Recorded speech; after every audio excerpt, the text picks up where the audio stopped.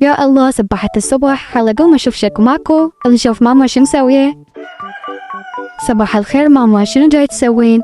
صباح النور. هلا حبيبتي زهراء، زين اليوم وانت قاعدة من وقت. هاي العلبة بيها كيك وكليتشة اليوم الصبح سويتن، واريدك توصليهن لبيبيتك. يلا راح نتشاهن، اريدك تحافظين عليهن كلش هواي. اي ماما انا كده حوديهن، اصلا انا اريد اشوف بيبيتي، صار هواي ما شايفتها. يعافي عليك حبيبتي زهراء، اريدك دائما هيك مطيعة. بس قبل لا تروحين اريد احذرك من شغلة، من تمشين امشي بالطريق الطويل مال الشارع العام، ولا تمشين بالطريق المختصر مال الغابة، لأن سمعت مو زينة ويقولون بي حيوانات مفترسة. اوكي ماما، من عيوني، حروح بالطريق الطويل مال الشارع العام مثل ما طلبتي. خل انزل الدرج بسرعة راح اتأخر. يلا ماما باي، ادعيلي اصل بالسلامة. الله يا حياتي ما تشوفين شر إن شاء الله، بس تذكر الحكي اللي قلت لك إياه ولا تروحين بطريق الغابة. تمام ماما، ولا يهمك، لا تخافين علي. يلا مع السلامة، وهاي بوصل أحلى ماما.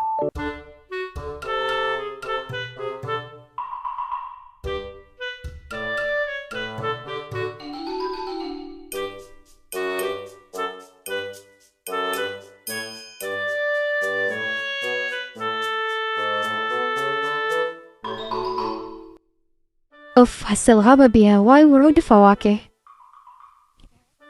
أكيد بيبي راح تفرح إذا جبت لها ورد.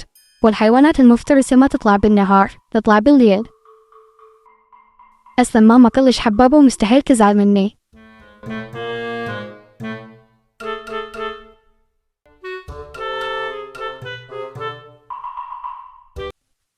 الله ايش قد حلو هذا المكان.